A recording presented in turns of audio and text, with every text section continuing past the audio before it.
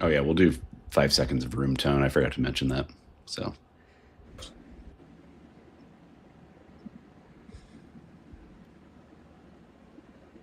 Hey, what's Go up? for it. We're back on Why We Were the Top Game Design podcast of the Stillfleet Studio, and we're here with Justin Sirois of Severed Books, who we've been trying to get on the show for a while. You're a busy man, and we are busy passing each other at cons and generally being involved in the same kinds of, I think, indie game design circles. So really excited to have you on to talk about your game, which is picking up steam. Understandably, I think inheritor of some of the interest in the Borg universe. We can talk about that. Sickest Witch. So, among other games, Justin here has created Sickest Witch, and we're excited to dive in. We're recording in August after Gen Con, so we can also talk a little about running into each other there and some fun big moments for Sickest Witch. And then maybe also the business of TTRPGs. So there's a lot to get to. Justin, thank you so There's much for so making time. much. Before Hey, I pass it over to Justin, we also have our other co-host as usual. Oh, hey, what's up? What's up, everybody? It's Chris Pickett. Glad to be here as always. Thank you for tuning in and listening. Sick. That's all I have. Well, with that, yeah, Justin, do you wanna introduce yourself? Say a little hello.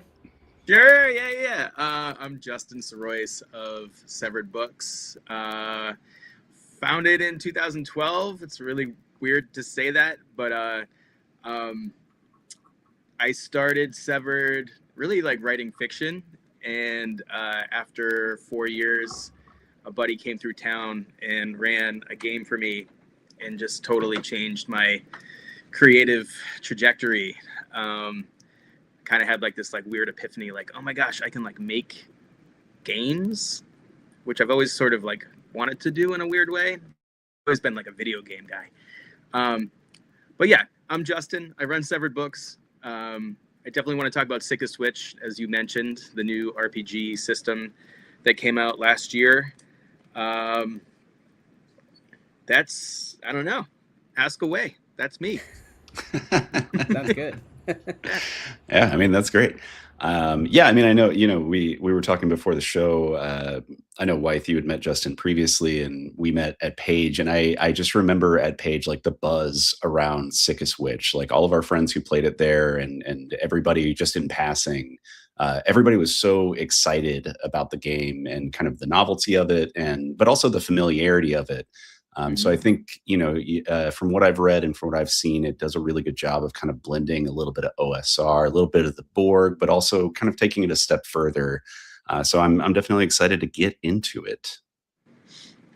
But maybe before that, Justin, one of our kind of typical starting questions, our starter question is, how did you get into TTRPGs, and maybe from 2012, kind of the inception of Severed Books to now, what did that journey look like, moving from fiction into the TTRPG space? Yeah. It was funny because like I had been writing poetry and fiction for maybe 15 years, like poetry first, and then slowly sort of trained myself to write prose. Um, and I had written 7 novels. I think I was working on my seventh when that friend came through town and ran that game for me. Um, but I guess like trying to put it all like into the right timeline. 6 months before he came to town, I mean, I was sort of dabbling in tabletop gaming. Like I had bought the like Wrath of a Chardalon D&D board game. And that was like literally my first experience with like tabletop anything role playing. Um, so I got into like making terrain, and I like challenged myself. I'm gonna man, I'm gonna like recreate this entire board game in like 3D terrain. So like I sat down, I molded everything. I really fell in love with like using my hands again because I'm an art major and I used to do printmaking a lot, and just like really physical, kind of laborious, repetitive artwork. Um, so that just it kind of got like both my hands and my brain working again in that fashion. And it got me to like draw again. Like I really hadn't drawn seriously for over 10 years. So I just sort of like I was in a creative place where I needed a switch. Like I needed something different and a little more interactive and communal. And it worked. It just worked. And the backup again, like that 6 months before my buddy came into town, I had done my first Kickstarter. And I had made like a really simple map making dungeon deck thing. And this is back in like 2004, maybe 2016. I can't remember. But the market back then was very different. Like you could put not anything on Kickstarter, but you could put a very simple thing on Kickstarter and make $10,000-$20,000. And that's what happened. And my brain exploded. I was like, oh my God, I can buy a car with this dungeon dealer deck. And then it just snowballed from there. That's awesome. Yeah. Yeah, the idea, oh my God, what a different economy, what a different time in 2016. Yes. Like getting car money off of a project like that is pretty wild. Yeah, we kind of started at the end of it, but that was really like you were there for like the OSR, right? Like 2012, you know, is the height of people discovering games beyond D&D. And if you're making stuff starting in 2016, you're in that peak Kickstarter boom. So yeah, you can really talk about all these experiences you've had. Yeah. Yeah, 100%. And like the dude, to name names, like the dude that came through town was Ken Bowman, who owns Seder Press, and he put out Maze of the Blue Medusa. So like Patrick Stewart with Zach Smith. Sabbath. Yeah, that dude. Nice. But you know, I knew two people that played tabletop RPGs. My buddy Jimmy, good friend, still a great friend, and then I had met Zeb Cook, second edition, at a bar like 2 months prior, and he gave me his phone number. I texted him, and he actually showed up and played with us. So wild. Big ups to Zeb. That's crazy. Yeah, he's a sweetheart. But that were like really late. There were so many transformative things that happened that night. It was like Zeb's kindness and generosity. It was Ken's avant-garde delivery and being this like really zany but also like reserved GM. So many things happened that night, and like I was just like, wow, like this isn't what I thought it was. Like this is a whole world that you can do anything with. And I had known that about fiction and poetry, but like realizing that tabletop was kind of steering that way too was really liberating and fun, like super, super fun. Yeah, for sure. Yeah. I am curious, you know, with the fiction work, the poetry that you were doing before kind of moving into TTRPGs, were you always interested in kind of genre fiction, or what was the stuff that you were working on kind of before this turn? It's a good question. So my very first novel was written with an Iraqi refugee named Haneen El-Shujari. And it's a historical work about two young men in 2004, leaving Fallujah right before the siege and traveling up the Euphrates River to Ramadi. It's about 30 kilometers. So it's sort of like a buddy story, but things go sideways, and it's just about them trying to be kids still. But then after I wrote that, I immediately, I want to get this right. I wrote The Last Book of Baghdad, which was a follow-up to that novel. But then I sat on it and I didn't publish it. And I immediately started writing this book called So Say the Waiters, which is about a cell phone app that lets people kidnap each other for fun. So Kalshi. Yeah. Very much like Crash, you know. Sure, and, yeah. And that was... Yeah. It's like a 900-page series. It got optioned for TV. That was a terrible experience. That was like 4 years of like working for free and dreaming about stuff that never was going to happen. So this kind of goes full circle. I wrote another series after that, but like when Ken came through town, the TV film option thing had totally splintered, and I didn't really like. My producer guy was fine, but like we really didn't jive very well with like the mission of the work. And I was in a really low spot, like really low creatively.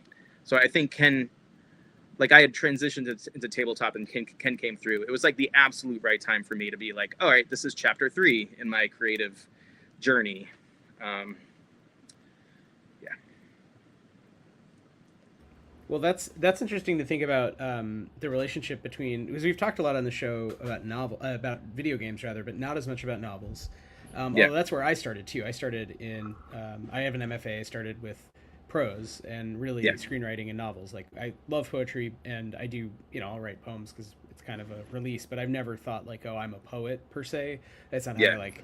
It's just not something I identify as. But I think that the idea of long form storytelling is really appealing. And obviously, if you're telling long form stories with lots of characters and doing rich world building, and you're the forever GM anyway, it's like, then why wouldn't you kind of take that impulse into a space where you can make these procedures and worlds for friends or strangers to have fun in? So I think there's a neatness there. I think TV writing is probably even weirder because like RPGs, there's lots of people involved, but very different. Where I think the agency is probably a lot less, is my guess, right? In terms of your ability to, make sure the story's told the way you want.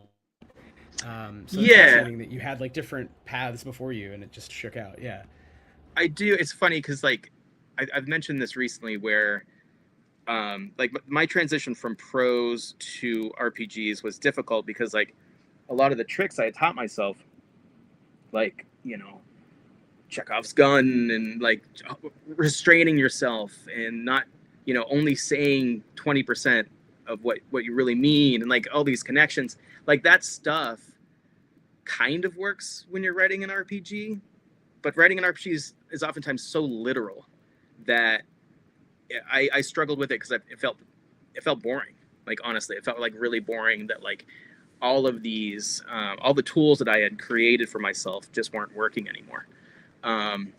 So it's just and sort of like what you said, it's more like screenwriting to me, because screenwriting is very it is literal. There's no metaphor. It's just like John walks in the door. Yeah. Sally's surprised. Da da da da da. Beep beep beep beep beep. That's more like, for me, RPG writing, where like you're writing a script for a GM that you trust and is creative, and they're going to take that and interpret it their way. You can't overwrite it, right? Like it's going to be too much work for them, and it's going to suck. So I felt like it was important. Maybe that I didn't really think about this, but maybe that step, because I had gone like poetry, fiction, dabbled in screenwriting, and then into RPGs. So I did have that like little segue there that was very helpful. Screenwriting, I do remember like screenwriting class, they tell you like it's only what a character says or what the camera shows. That's it. You can't say the emotion someone's feeling. You can say they have a look on their face, but that face could be they're sad or they're about to fart. Like you know what I mean? Like you would only know by then having them say I'm sad or having a tear roll down, or they're like, oops, I farted, And I think that there's something really pleasurable at procedures being reduced to that as well. Like it's a thing the player does, or a player who has a specific subclass of player as a referee does. But that's everything in the game is procedure, or else it's like dressing, right? It's just vivid dressing, and that's fine, and we like some of that. But I think a lot of game design, to your point, is screenwriterly in that it's kind of it should sort of be actionable in a sense. Yes. Yeah. Sorry, I didn't mean to cut you off. If you were, I was just excited thinking back to that sort of training many. You're 100%. You're 100% right. I don't have anything to add. Like, you're right. Well, Justin, so what did you do? So you made a cool deck that bought you a car of which I also love stuff like that. And I do remember that era because I was playing games this whole time, but I wasn't publishing. And I remember feeling excited that I could buy some of this stuff because it is useful and it was cool to see some games that were coming out. But what did you do next? Like, what got you into to Severed Books? I don't know if it was Severed Books at that point, but what was your first kind of like, I don't know if it's full game or an adventure, but beyond, or maybe it was the dungeon decks, but can you step us through a little of your design? Because I feel like you've done a number of projects well before Sickest Witch. We can definitely jump to Sickest Witch whenever you want as well. But this one's a good like segue as well. So the first adventure I created, which was maybe it's a total mess. It's just really long. People still buy it. They seem to enjoy it. But Beneath the Inverted Church, which is a system neutral 5e-ish adventure where the internet invades a low fantasy setting. Um, there's a lot of hints. I don't think the players really get it until like hours and hours and hours into it. You finally meet this poor cursed NPC whose name is Jif or Gif, depending on how you want to say it. And that's good. He's an amalgamation of porn gifs, like ever-changing, repeating, hundreds and thousands of like fleshy porn gifs, and he's impossible to look at. It's just like confusing, and when you do look at him, you're like, oh shoot, is that what I really think it is? But he's really kind, and he needs help.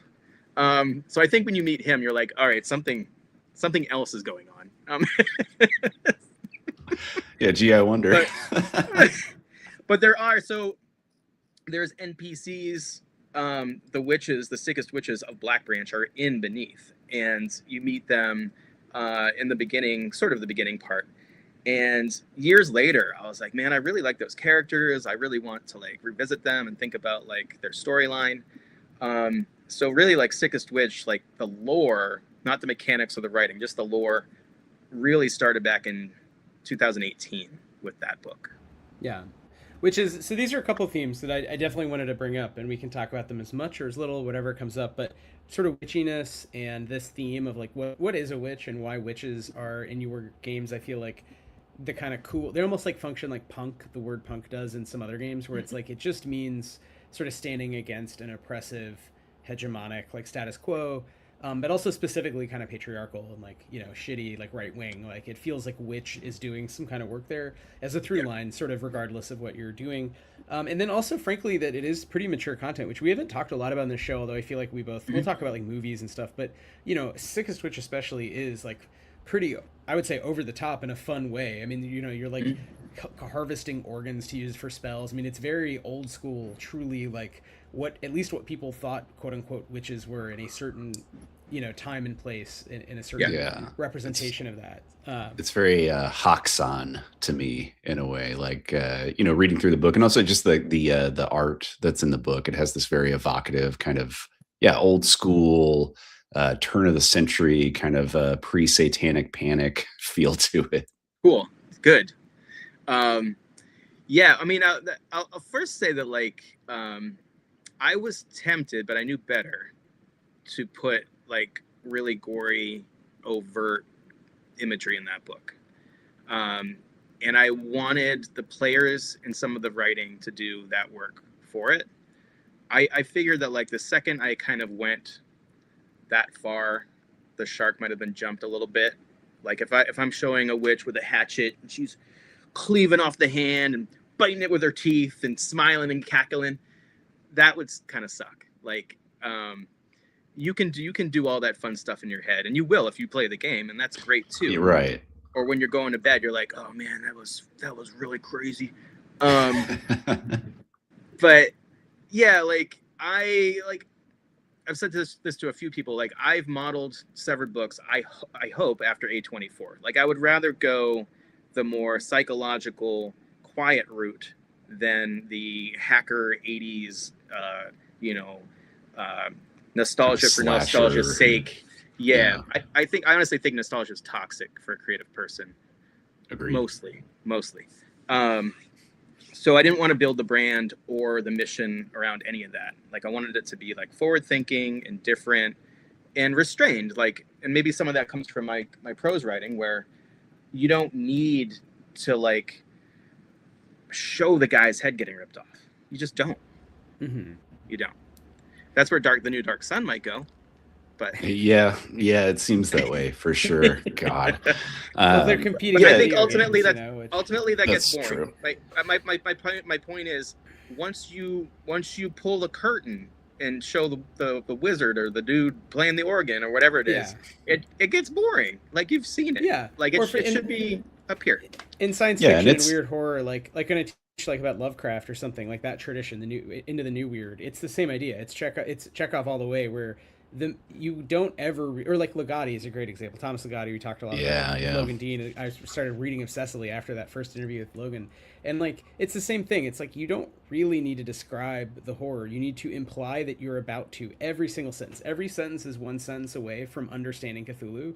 Yeah.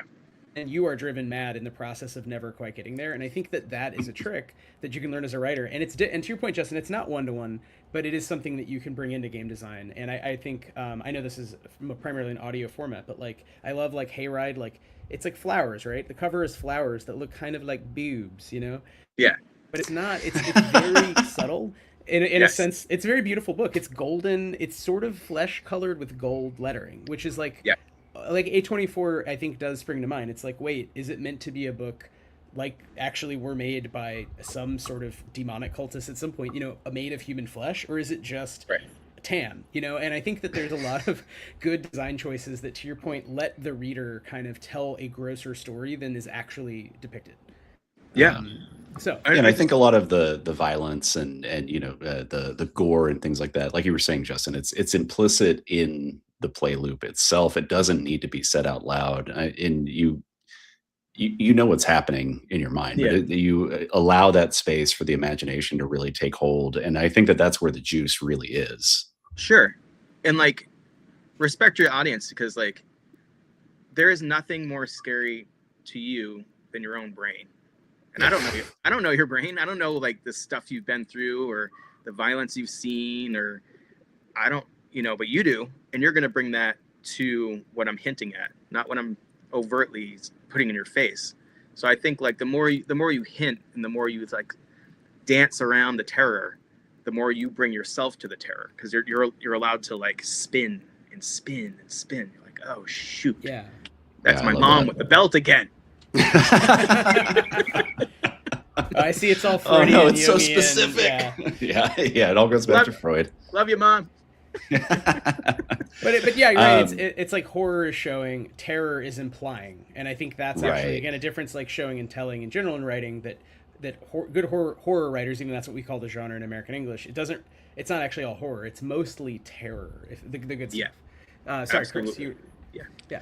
Well, I was just going to say, you know, we've been implying some things here, but I am curious, Justin, just for the uninitiated, for folks listening or watching who haven't gotten their hands on the game, who haven't had a chance to play it, what does the play loop, what does the kind of basic setup of Sickest Witch look like? Can you walk us through that? Yeah, so I'll just tell the lore super fast. You're in a setting, it's like sort of late medieval Scotland, Ireland area. And your people, your peasants, you've just been abused for generations, right? You work the field, you pay your taxes. You've heard this story before. We're living it right now. There is, I don't want to tell too much because the prequel actually has like the origin, but one woman has been summoned by something that has given her a choice, and she chooses to use this very taboo old magic that kind of turns the tide on your abusers, and you literally use their bodies against them, hunting them down, plucking out an eye, using it for a spell. So the magic system in Sickest Witch, like body parts are currency. It turns every person into a commodity, which we can talk about more in capitalism if we want to. So your time and your energy and your body are not your own, but they're taking their bodies back and they're using other people's bodies against them. So it's not, hopefully that doesn't sound complicated. Like there's different body pieces are for different spells and they act as like currency. But that, it sort of flips the script. And I say in the book, I did not want to make like a murder hobo game. Like I want that to be very clear. In the book, on the GM screen, over and over, it says witches always punch up, meaning that you're going after bad people. I know that can be kind of gray sometimes, but mostly these are like landlords and barons and people that are just kind of gross. And you go after them, take their pieces and make yourself more powerful, go back to your community of witches and make it through this serialized thing that I'm still creating. So Nice. And also just the idea being witches is you are using magic, and it is brutal magic, which is separating you from sort of the other people of the world, who might include any number of sort of ye olde, scumbag sort of knights who might be extortionists, basically. Or, Yeah. you might Yeah, have yeah. monsters. You could throw in, like, one can run Sickest Witch with basically any OSR material, right? You could bring that in, or, you could use it as a kind of almost like, to my mind, correct me if I'm wrong, kind of a hack of a general tradition. So it's not asking the reader to know a ton of new rules or anything like that. It's fairly simple and No, yeah, continuous yeah, with some of those other games like a Merkborg or Into the Odd even, or something like that. But yeah, the witch stuff is why you're buying the book, right? yeah. I didn't want to reinvent the wheel as far as mechanics go, so I felt like I allowed myself 3 or 4 things that I stacked on like a D20 with modifiers system. I didn't want to overdo that part. There's just enough in there to make it unique and different and special.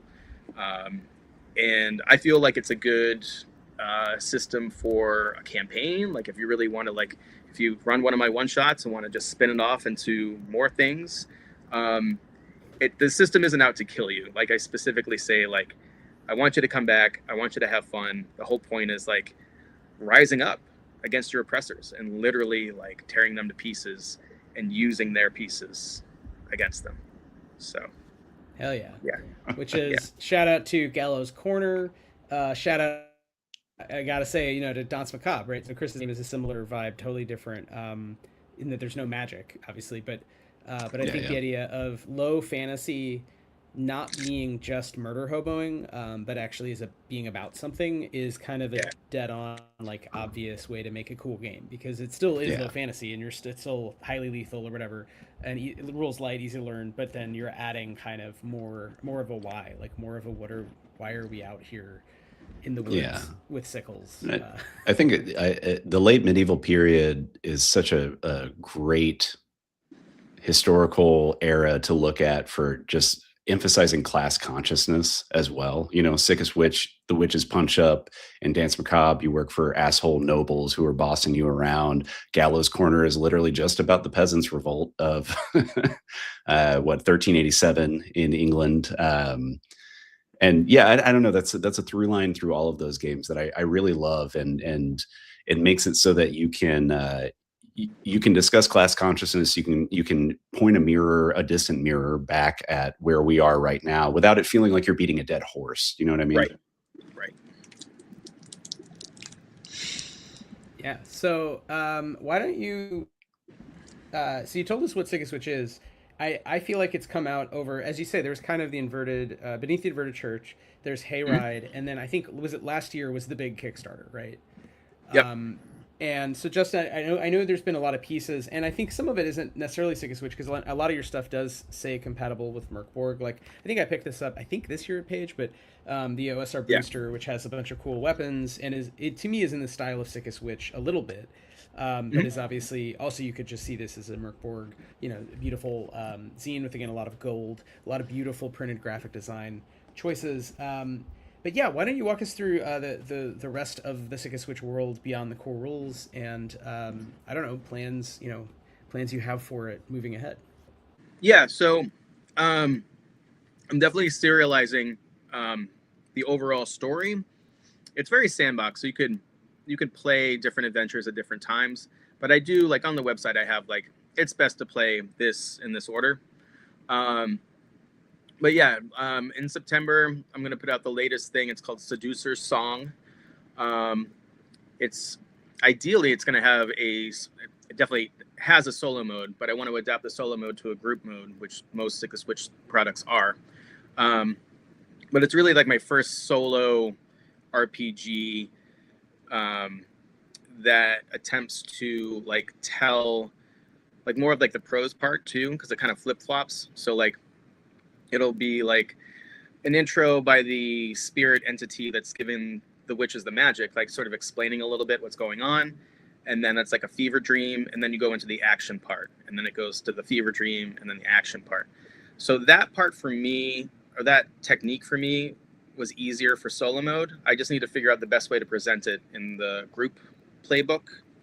But yeah, to further answer your question, I am slowly rolling out the zines. They're like 40 to 50 pages each, about 2 a year. I think I can probably manage, and just sustain the system and have content for people to play. But at the same time, I thought I had Sally's book. Oh yeah, this is going to be out in like a month or two. Fabulous. That looks great. I mean, just, don't judge a book by its cover, but that's beautiful. Yeah, it's all This like is woodblock. our buddy print. John's book. Yes. And Sally's. Yeah, absolutely killer. So Wow. check out Ham and Eggs. Ham and Eggs. I want to get it right. Ham and Eggs Press. Yeah. I can drop the link. They rebranded from 321 Action, right? So now John McGuire and Sally are doing Ham and Eggs. They have a bunch of cool stuff, including this book under the Noonday Witch, right? That's the under the shadow. Sorry, Under the Shadow of the Noonday Witch. Of the Noonday Witch. It's very good. It is really well written. We got there. It's an information point crawl, and it feels to me very Eastern European, and it feels like a nicely written adventure in the mystery tradition where there's a mystery to uncover. But yeah, definitely has a lot of witchiness sort of throughout. Herbs, big up to my little homies. And yeah, as Beck says, witnessing the book on the audio medium. So everyone, these books are really great. You got to Google them because Justin's a fantastic designer, and Sally's a great artist. And these are beautiful objects that are I think carefully made, and not just. There are a lot of zines that are like the bloodiest bloodbath, most disgusting horror thing ever, and these are not that. These are more intentional storytelling. So I think. To me, while Under the Shadow of the Noonday Witch is slightly different than the Sickest Witch core books, it definitely fits in that world and feels like a fun adventure. Yeah. And then also there are a couple other third-party things coming out. I can't remember all the titles and creators, but people have emailed me and sent me samples and stuff. So it's just super exciting to see not just players get stoked, but other creators say, oh shoot, like I would love to play in this, like create in this world. So that's just, I can't get over that. Like that feels so good. So we should say you have the third-party license, which which I feel like why would games not do that now? I don't know. Are people not doing that? But it's definitely good to foreground that and build a community around it. And it's cool to hear that, you're getting kind of essentially random pitches or just FYIs about more Sickest Witch content. It'll be interesting to see how other people interpret kind of like I think some of the games we made, it's a little bit of a tight narrative structure, but in a pretty loosely imagined world. So there's a lot of other stories you might tell that once the witches are like away from the initial sort of, we're in the woods. What if they go somewhere else? And I think that's going to be interesting to see how people kind of play with it. It also does tie back into this a little random, but when I think one of the first things I saw that drew me to Severed's work was the wooden figurines that you've made, which I see now you have Sickest Witch ones for, but I don't know. I think the named Sickest Witch ones, correct me if I'm wrong, are newer. There's a lot of them and they're very cool. But I remember the Mothership ones, or like dark sci-fi ones were very, very cool that I picked up. So I have to say, like, I feel like, Justin, you've done a lot of other kinds of things in addition to writing the books. You're also producing like a lot of objects, not just zines or A5 like hardback books, but just kind of a wealth of like material, and it feels connected in some ways. I don't know if you could talk a little about, to try to ask a question about your practice as an artist and the visual design part of the biz, since we talked a little about writing. I'd love to talk about that. I didn't mention, this is part of my development as well, like from 2004 to 2000, I guess 3 years ago. So for 18 years, I had a full-time job as, I was a Fed in a communications department. but I kind of had two phases of that career. The first 8 years was in graphic design and pre-press and manufacturing. And then the last 10 years was just in like speech writing and like just writing. That's it. So in that first half, I would regularly travel and go on press inspections to like different printers. And you know, this is in like the early aughts, so there was digital printing, but like we were still doing offset. So just getting the experience of like understanding what like high quality printing is, and seeing like a Heidelberg press with like 10 different stations, and it's like CMYK plus 3 Pantones, and then like a gloss varnish, like all at once, just rip it.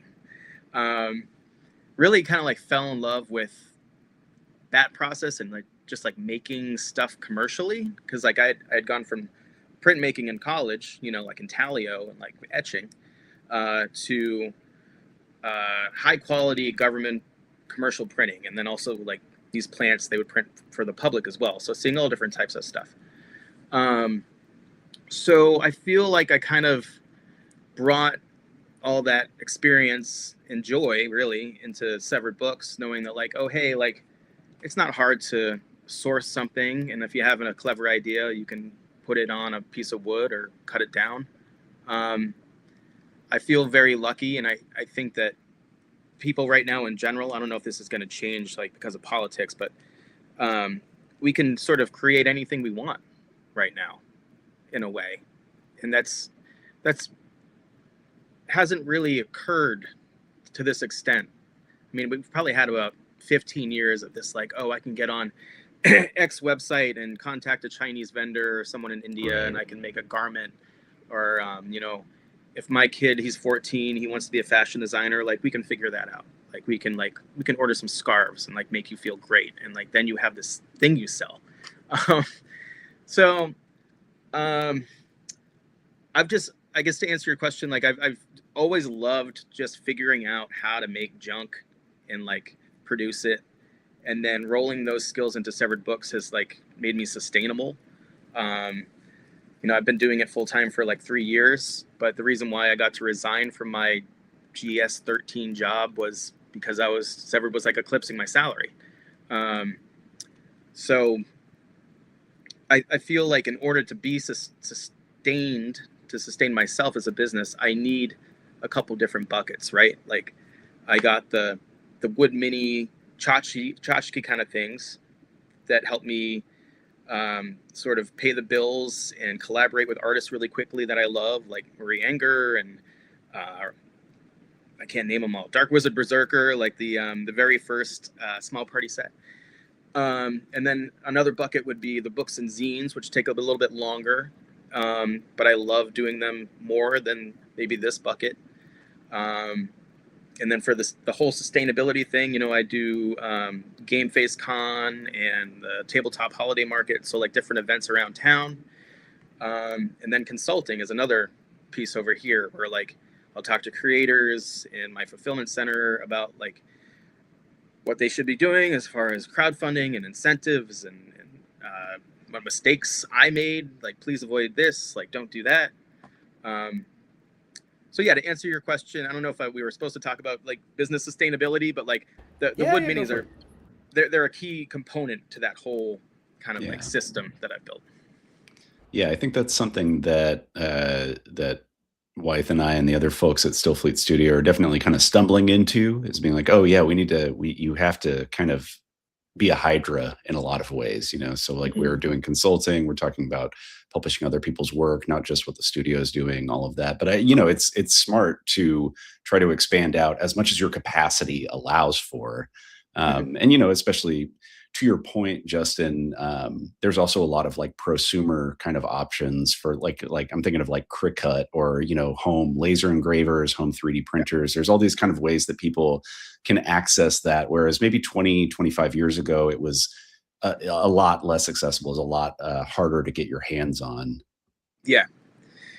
Yeah. And like, I'm just sort of realizing this now, but like the novelty items that I'm talking about, like the wood minis and stuff, like Dice alone used to fill that void for companies. They're oh, like, you know, we'll have our core rule book and then a 6 set of dice and like this other 6 set, and everyone's gonna buy everything. Like that trick doesn't really work anymore because like people have billions of dice, and I know people still buy dice, of course, but it's just like you can only go to that well so long. You know? Yeah, it's a maturing market, I think, for sure. And I think about it both as a consumer, and I think we all probably spend some amount of money on this stuff. And then now, especially to your point, Justin, which I didn't think about, like, I think I gave you money for cool little wooden minis that I don't use because when we GM, it's in the theater of the mind, and also it's the internet because, you know, even when it's like we know people in New York and Philly, but often, like, you know, if I want to play with Chris isn't in Philly, so we're not using the minis, not because they're not lovely, but because we're not playing over a coffee table or whatever, a dining room table. We're on the internet. So I think it is interesting to think about, like, not just that was a fun thing for you to design, but it was a fast thing, and then it's a thing that returns value because it fills that void. That I know exactly what you mean. It's like every campaign in 2012 to 2016 was like, sure, for $10 extra, I'll get a bag of dice. And now there's that, okay, I'd rather just keep the $10, you know? And it's related to macro scale economic shifts, but also the maturing of the market and people basically coming into the hobby and getting enough dice, you know, getting enough stuff where they can be to some degree. And I think it benefits, hopefully, companies like ours. They're a little bit more mature consumers. They know what they want a little more, hopefully.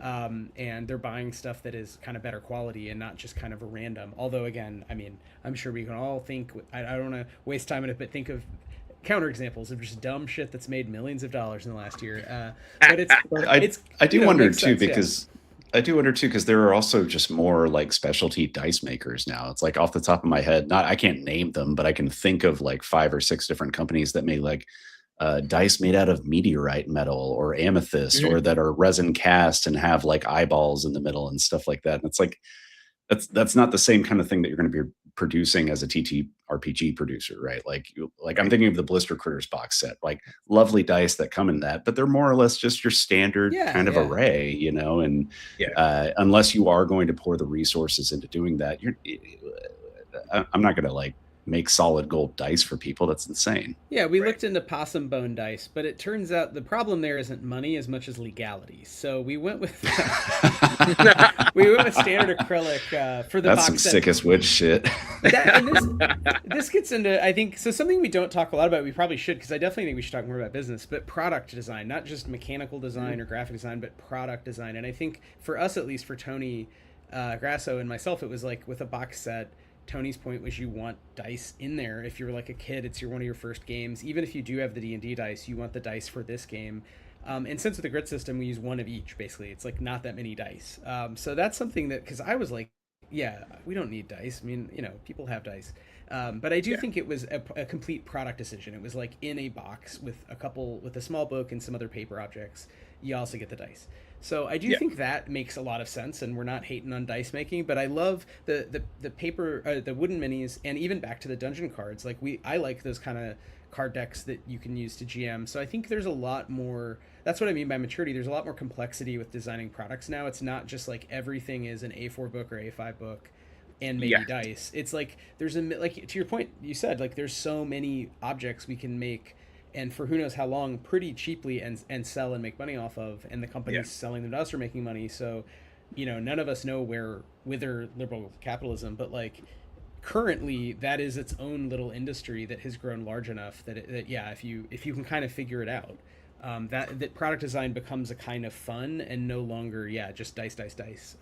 I agree, and like when thinking about Small Party, which if no one's if the audience hasn't seen them before, they're meeples, you know, basically. But they're really fucking cool meeples. That's the difference. This is the trick. You don't call them meeples. You call them anything but. So like, I never say meeple. Put Small Party on there and make them mean. So like the art direction is so important. I mean, especially in this industry, because you go to Gen Con or PAX Unplugged and you see billions of images and you're only going to remember 10, right? Like, oh shoot, like Mothership, the game Root, Leader Games, you know, or that's when the branding is so tight and the illustration work is so perfect that you're like, that's for me. I get it. So when I was thinking about small party, and at first I was really nervous. I was like, are people going to make fun of me? They're just meeples. Are they silly? Are they stupid? But when I started finding the right artists, like gritty punk, like Dark Wizard, he's a tattoo artist in Michigan. I was like, he's perfect for this. And I was like, dude, like make them crusty, make them smoke. They're smoking cigarettes. They're truckers. They're punks, crust punks. And then it just that product line just took off. And I knew, I was like, oh shoot, like I think I did something right, because people, they'll pick them up and they'll look at them. They're like, oh, what? Like, what's going on in there? Well, and the printing on them, I mean, you have managed to really like pack in some really delicious fine detail on those little blocks of wood. So yeah, there is a moment where you're looking at it from afar and you're like, this is sick. And then you like really get in there. And there's just more to explore, more to discover with it. And I just really quickly, I love the idea, no murder hobos, only crust punks. Yeah, for sure. Well, I love the mix of familiarity and weirdness, because they are very familiar. You're like, I've kind of seen this, but then I think that's what, to me, Justin, that's exactly what happened. It's like, I've seen this, and they're like, wait, no, I've never seen this. Like, I've never seen this format of object at this price with this quality.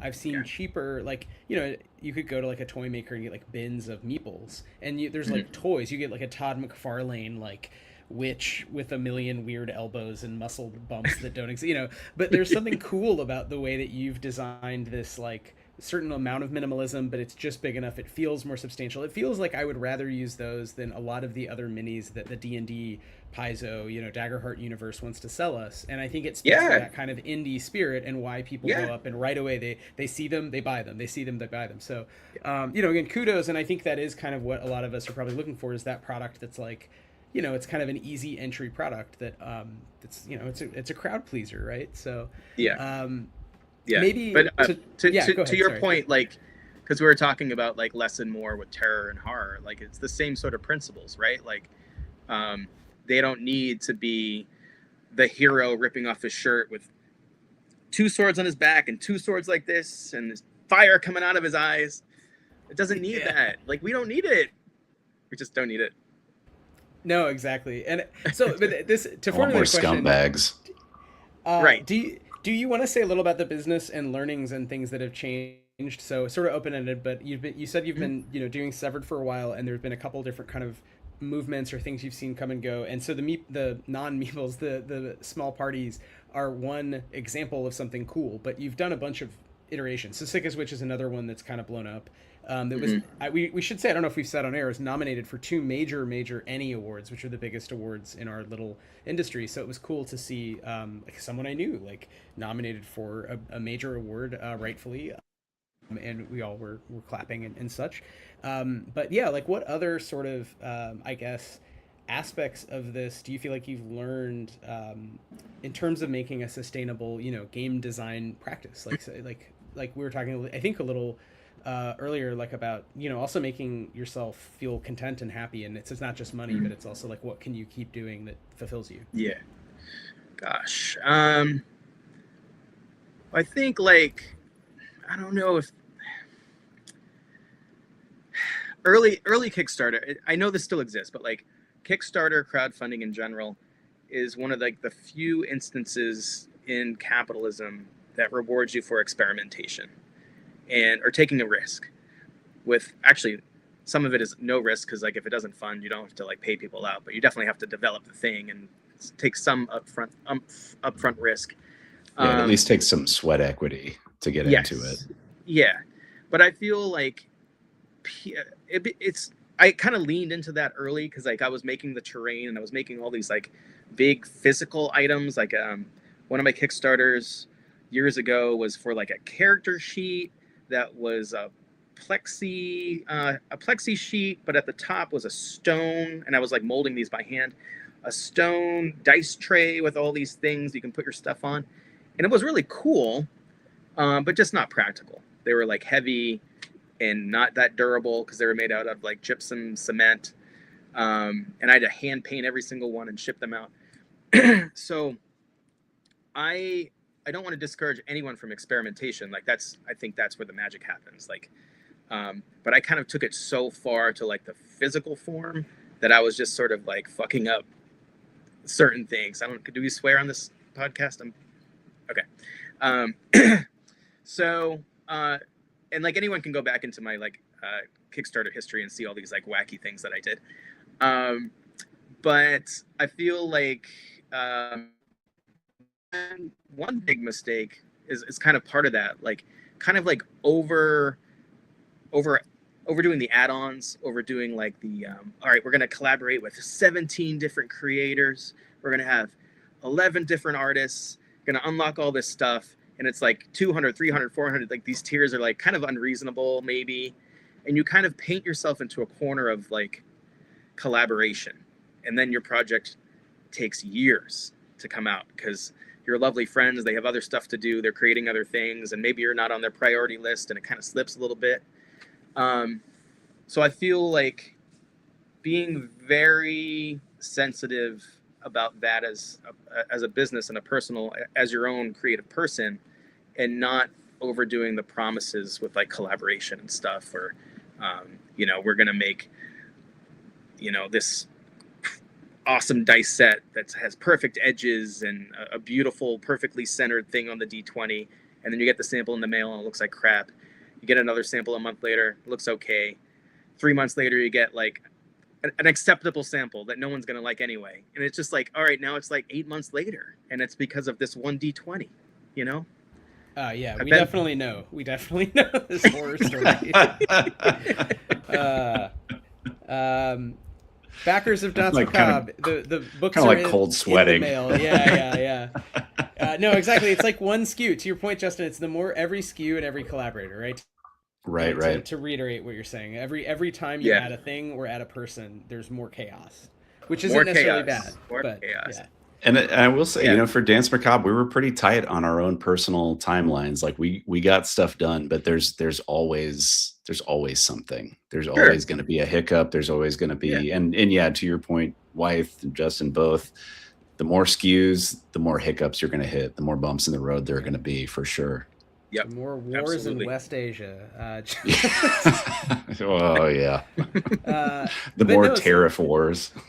So that's, I think, something, and that is something I definitely think we've heard before as well, is like if creators are starting out, maybe don't have all, like, pick one add-on, or like, you know what I mean, like don't try one experiment. Maybe would you say, Justin, that's a fair way? Like think about where the risk is and take one risk as opposed to every single thing is just wild. Yeah, I agree. And then collaborate with people you trust, and maybe have them deliver 50% before you even launch the Kickstarter. As I mature as a business person, I have gotten to the point where 90 to 95% of almost every project that I launch is done. And it's like, Kickstarter is just interactive marketing at this point, and it's unavoidable. Same for BackerKit.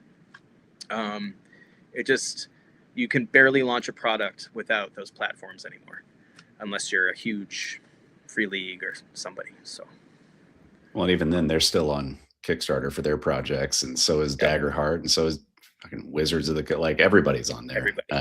Which is also a part of that shifting landscape, right? It's not just small creators going to the community and kind of asking for a leg up. It's also like you are competing with large companies that make quite a bit of money and have a lot of resources that you may not have.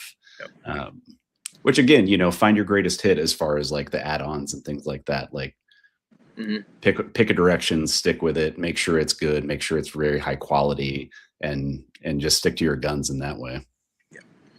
Yep.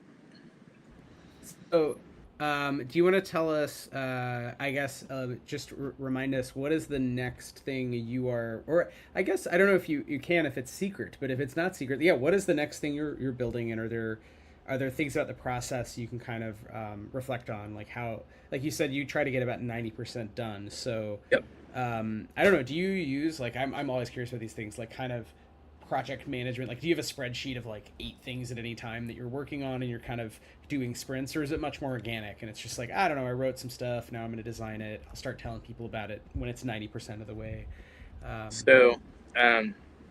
Knowing that I was at Fed for 18 years, that also had to do records management training, like very very, very thorough records management, because the government gets sued and you have to have everything accessible and 508 compliant or whatever. I love my spreadsheets. I have a spreadsheet for not just every project, but like the P&L, and I have my timeline for my crowdfunding through 28. That'll shift like a living document. It's not like set in stone or anything, but I don't think I could function without my lists and my cheat sheets and all that stuff. Even when I was writing fiction, like I was very into outlining things and having every chapter had a word count, like estimate and what perspective the thing was from and how the tension was shifting. But yeah, I feel like in order to stay successful, I just have to keep myself on track. And like, I kind of tell this to my wife now and then. I'm like no one, I have no boss, and no one is kicking my butt to get things done. So I got to wake up every morning motivated and excited.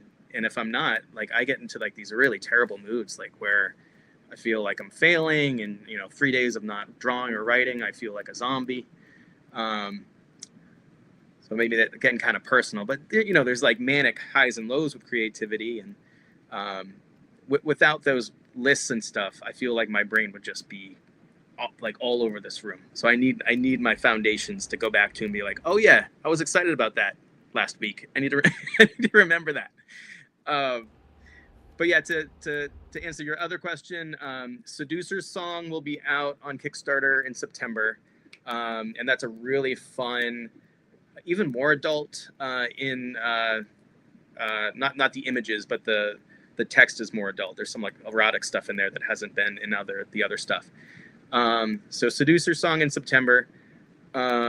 I'm working on a patent, like my very first patent for like an outdoor toy, like a recreation toy. I can't really talk about that yet, but when my attorney files, it'll be pending, so I can chat more. And then I really want to adapt that kidnap thing that I told you about into an RPG and really upset some people, but I don't know quite how yet. It's in the works. There's a spreadsheet for it. Don't worry, folks. There is. I was going to say, to the spreadsheet thing, I mean, as you know, I think I've mentioned on the show before, as a seasoned ADHD haver, I thank God for Wythe and his partner Gay for being very diligent and disciplined and keeping spreadsheets and keeping many notes and things like that, because I've learned a lot from that. And yeah, you got to have it. You got to have it, because there's a lot of fluctuation, and just even being able to check back and see like, oh yeah, I did commit to doing this thing. Like, it's so important just to get things done and get them out into the world. Oh my gosh, especially if you're collaborating with people and paying them out. Like I don't want to talk about the Morkborg action figure. Oh, now you got to talk about the Morkborg. No, we'll save that for another episode. Yeah, we'll save that for another episode. They're right here in a giant bag. But like with Johan and Pele, like I have a spreadsheet of our expenses, and it's just like, if I didn't do that on day one and I had to like go back to it now, I would have so much anxiety. Like I wouldn't be able to sleep, So like, if you just do the upfront work and poke at it every day and like update it, then you're going to be fine. And I learned that a long time ago. Like there's certain things you can procrastinate with, but that stuff you can't. Like you have to keep it up and manage it. No, I think that's really interesting too, because I always say this when I teach writing with plot. I mean, I think with game design it really helps. I think with procedural design, outline. Mm-hmm. And it's funny because I never was a boss. I never handled money in my day job. I was always writing mercenarily for others, and so running a company, it's like I had to learn that myself, that like, oh right, if I don't start at the beginning keeping track of expenses, then I won't really know. And you can go back through your emails and you're like, was that Lyft ride an expense? Was that cappuccino an expense? Like, where did I spend the money? Like, how did this project not make as much as I thought? So that was a kind of learning curve that like actually, and I think it's because, we all we come from somewhere. And so if you're if your day job is you're told be good at one thing and don't worry about the other stuff, then for me, I was like, cool, I won't worry about it. And then it wasn't until basically I wanted to publish my own game, and it did well enough where I had collaborators, I had to pay them, and it was like, oh shit, how much money did we make? How much do we pay out? But to your point, actually. Yeah. Sorry, I have one thought, but Justin, what were you saying?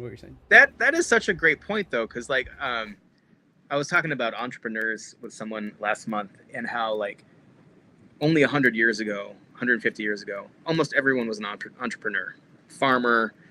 Your daughter was a seamstress. Everyone had a craft or two and contributed to the farm or the family, their homestead, or like if you lived in New York, you could play an instrument, you could cobble shoes, you could do X, Y, Z.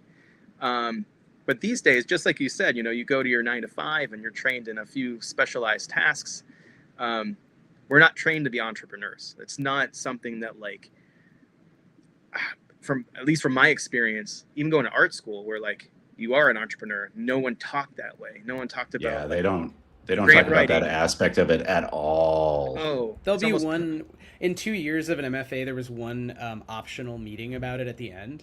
How to sell your books. It's like, wait a second, wasn't this all about writing novels? There was one optional meeting with agents where the agent was like, yeah, I don't know, like it was useful, but it was like, why wasn't this a class in retrospect? Wow.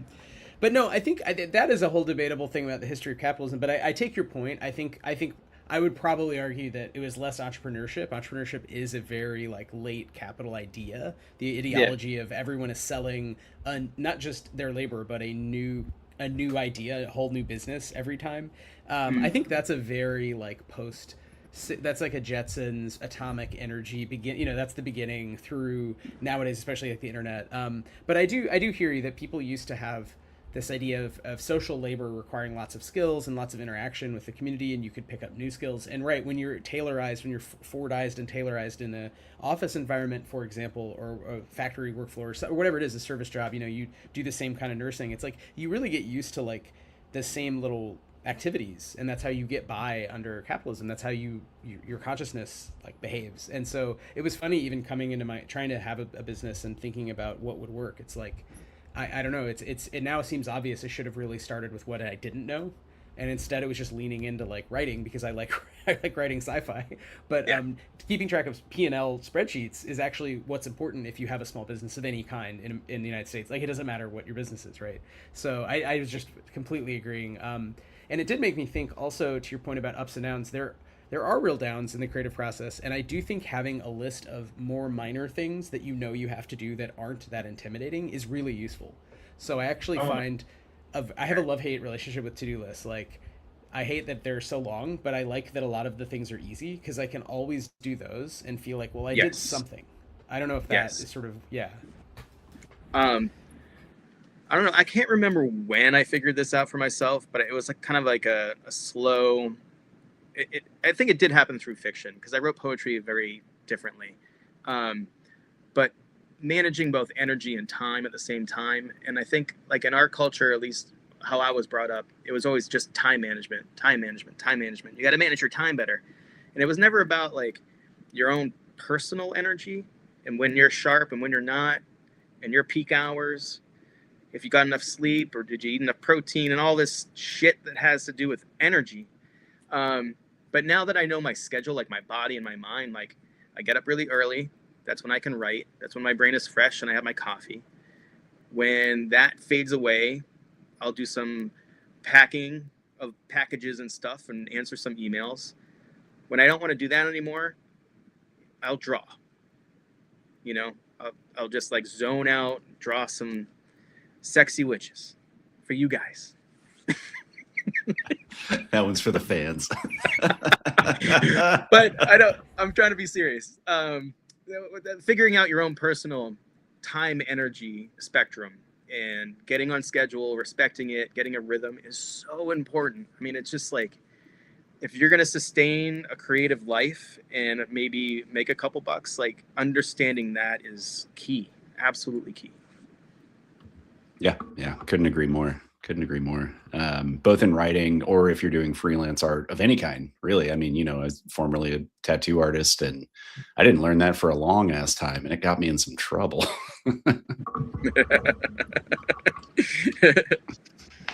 And that was a well, tale for another day. That's a tale for another day. I was Yeah. going to say that is a tale for another time because I want to be mindful of time. We are a little bit over an hour here. So maybe, Wythe, should we wrap up with our traditional last questions for Justin and Severed Books? Absolutely. Thanks, Justin. And yeah, what, Chris, do you want to take it away? And Sure. we will call this one Dunzo. Justin, where can we find you? Where can we find Severed Books? Where can we find Sickest Witch and all of its appendices online? And how can we best support you moving forward? Yeah, go to severedbooks.com. It's obviously the main hub. It's where you can go shopping and follow us and see news and alerts and things. But then if you want to dive a little deeper, go to sickestwitch.com. And there's free resources. There's a portal called the Cauldron, which I should have talked about when we were talking about the rules. The Cauldron was pretty sick. Thank you. In short, you can log in, you can create your character page, and you can start dropping items into the Cauldron where other players in other games, Sickest Witch games, can access your loot and pull it out of their Cauldron. So it's like a shared network of, I don't want to say cauldrons again, but I did. So, Cauldron portals. Yeah. I love that all the games are hypothetically linked together and you could be talking to each other. It's even called, when you do a long rest, it's called a long call for Cauldron. But I love these stupid, modern references that you're literally dialing into Black Branch. Like, y'all there? I know it's 3 a.m, but here's a beautiful pauldron. From your cauldron. Have a pauldron for your cauldron. Word. Yeah, I like the idea of a magical internet. That's something I'm in a project that I'll talk about in the future another time again. But that's something that I'm kind of playing around with a current project is the Aethernet instead of the internet, where it's just it's just magic, but what's the internet other than just making sand think? I like that. That's great. That's great. All right. Well, I think that will do it for us tonight. Thank you, everybody, for tuning in, for listening. Thank you, Justin, for joining us tonight. This is a lovely chat. Always good to see you. And thank you, Wythe, for being a friend. Come on, get out of here, Christopher Pickett. All right. Thanks, everybody. And we will catch you next time. See you later.